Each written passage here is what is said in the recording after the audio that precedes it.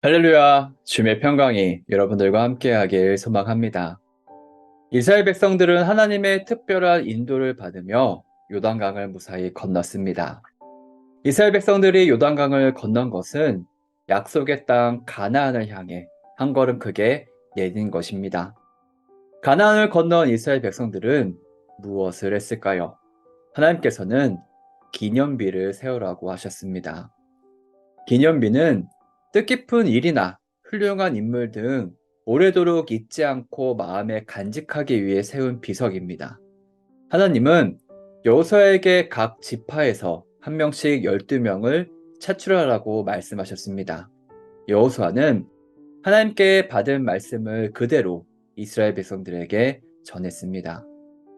이스라엘 백성들은 여호수아의 명령대로 각 지파에서 한 명씩 총 12명을 선발했고, 이렇게 선발된 12사람은 다시 요단강으로 돌아가서 돌을 하나씩 들고 나왔습니다.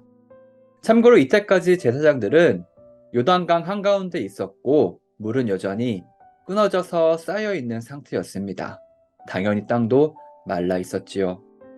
이렇게 해서 요단강 건너편에 12개의 돌로 만들어진 기념비가 생겼습니다. 이제 여호수아가 나설 차례입니다. 여호수아도 다시 제사장들이 서 있는 요단강 중앙으로 들어가서 그 자리에 돌 12개를 세워서 기념비를 만들었습니다.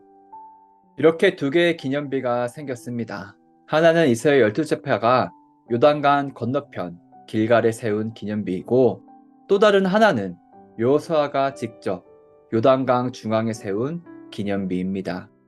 하나님의 명령대로 두 개의 기념비가 세워졌고, 그 후에 제사장들도 요단강에서 올라왔습니다.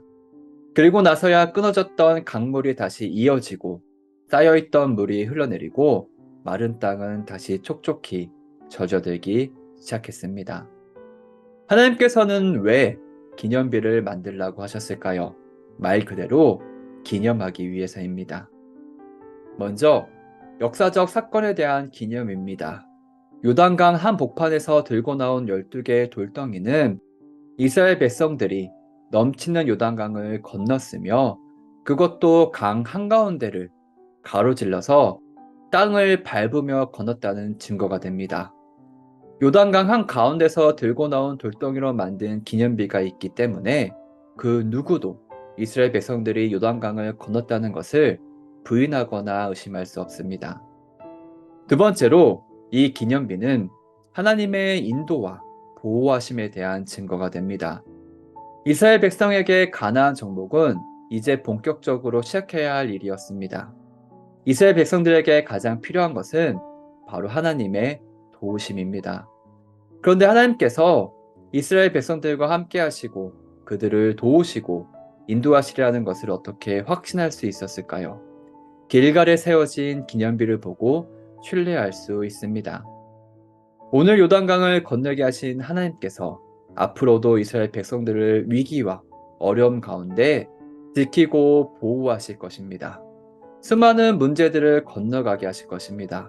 이렇게 12개의 돌로 만든 기념비는 요단강을 건넌 이스라엘 백성들과 그의 후손들에게 하나님의 능력과 은혜, 인도하심과 돌보심을 증명해주는 귀한 증거가 됩니다.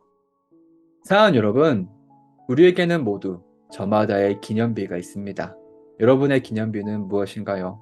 그 기념비가 최종적으로 가리키는 곳은 어디인가요? 여러분 자신인가요? 아니면 하나님인가요? 만약 여러분 자신이라면 그것은 여러분의 기념비는 될지 몰라도 하나님의 기념비는 될 수 없습니다. 혹은 하나님께서 세운 기념비를 여러분이 가로채고 있는 것입니다. 하나님께서 우리 인생에 허락하신 기념비를 볼 때마다 그 너머에 계신 하나님을 바라보길 바랍니다. 그리고 오직 하나님께 영광을 돌리길 소망합니다. 땅의 모든 백성이 주님의 능력이 얼마나 강하신가를 알도록 하고 우리가 영원토록 주 우리의 하나님을 경외하도록 하려는 것이다.